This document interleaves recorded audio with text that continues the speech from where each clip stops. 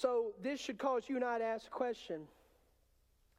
Because obviously the Levites, the day before these people come and ask them to come to Jerusalem, they were probably not thinking, oh yeah, we might have to go to Jerusalem tomorrow. They were thinking about what they were going to eat, what they were going to do, worried about their 401k. Let me ask you this. Are you prepared to leave your whole life behind to seek God's kingdom? Are you ready to do that? Are you ready to chase after God's kingdom and leave your entire life behind if He so asked you to do that? Or would you and I be like the majority of Levites in Babylon and stay trapped in luxury and familiarity? Now, this really isn't a good comparison, but I think about sometimes about the joy I have in my life. It comes from Christ and comes from the people that God allows me to have relationships with.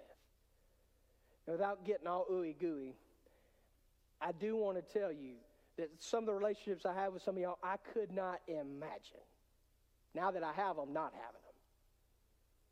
And so years ago when God called us to leave all of our familiarity,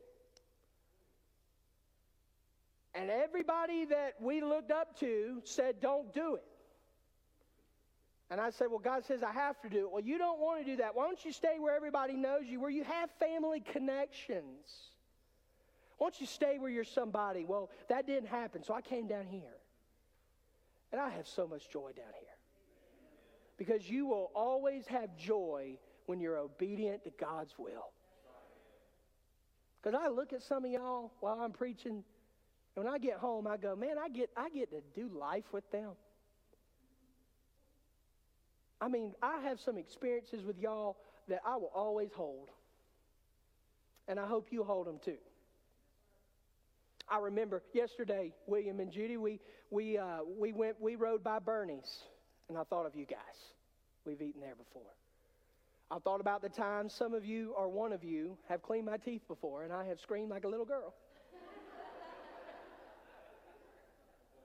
I've thought about the times where I've changed oil with people, and I've done this, and I've visited, and I went to the middle of nowhere, Kentucky, and Dwayne kept me sane during that.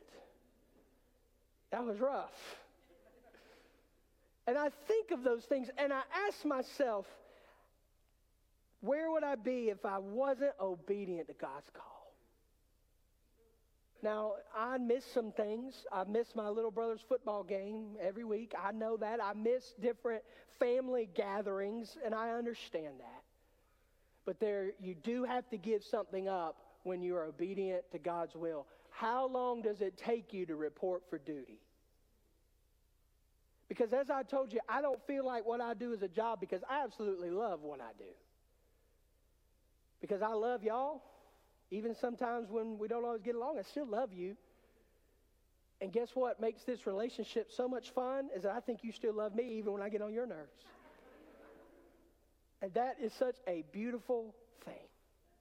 And I have learned so much in this place, and I just hope you've learned at least a quarter of what I've learned. Because I've learned what a loving church looks like. I've learned what a sending church looks like. I have learned what a giving church looks like. And I'm hard on y'all sometimes, but today you're going to feel good. Because you deserve it. You guys are such a good people, and you've spoiled us so much that if God were to ever call us away, I don't know if any place would ever compare. Now, are we perfect? No. But y'all are great. And y'all are a loving group of people, and just looking out and seeing people that I started with when I started here, and then new people that came along. I mean, earlier this morning, Phyllis, I was talking with Phyllis, and Phyllis, after that conversation, I just thought about all the memories you and I have. Just with each and every single one of y'all, it is just so overwhelming to think about it. And imagine if I would have listened to those people and said, you know what, I'm going to stick with familiarity. But there was that burning desire where God said, you will never be happy if you don't listen to me. You're the happiest you'll ever be when you're inside God's will. And some of you aren't happy this morning because you're not inside God's will. And that joy that I just talked about, and I just got through that without getting emotional, so you need to give me a pat on the back for that. And so, anyway, how long does it take you to report for duty? If you're not happy where you're currently at, are you actually living in God's will? Are you obedient to God's will? Are you doing what you know that He has called you to do? Are you living in that identity, or are you running? Do you have people helping you? And while I'm giving out compliments, it made me so happy. We did Family Matters 2.0 this last Thursday. And this is the second time we've done it, and 22 people were there, which means we've had over 50 parents and their young families go through the Family Matters program. That is an awesome thing. And I did a really bad job on planning it this time because I'd done it before, so I guess I was thinking it wasn't as hard, and Hannah was out of town, so my mind was a mess. When she's not at home, it is hard for me. She just does a lot. And I called Tommy, and I said, Tommy, I need you to do food. Okay, I got it. Okay? And then I called a young person. I called Bailey, and I said, Bailey, I need somebody to do childcare, and I totally forgot. Can you just do it? Just take care of it. She did. That's what we're to do. We're to come alongside and help. And the fact that we know that we can depend on each other, even if I drop the ball or if you drop the ball, that we can still come alongside and do this thing because we are one big happy family. We got some crazy uncles and aunts, and you're looking at one, but we are a happy family that God has put together. So let me ask you as we close, what is the Babylon that is holding you back? You say, Pastor, I don't really know about that ooey gooey feeling you're talking about. Are you putting in? Are you here? Are you a part? You say, well, I'm not as close with that group of people. Well, are you in the Sunday school class? Are you taking the D group? Are you with them at the altar at their darkest moment? I have never asked anybody to come down here with somebody and pray. You guys have just done it. That's what we're supposed to do.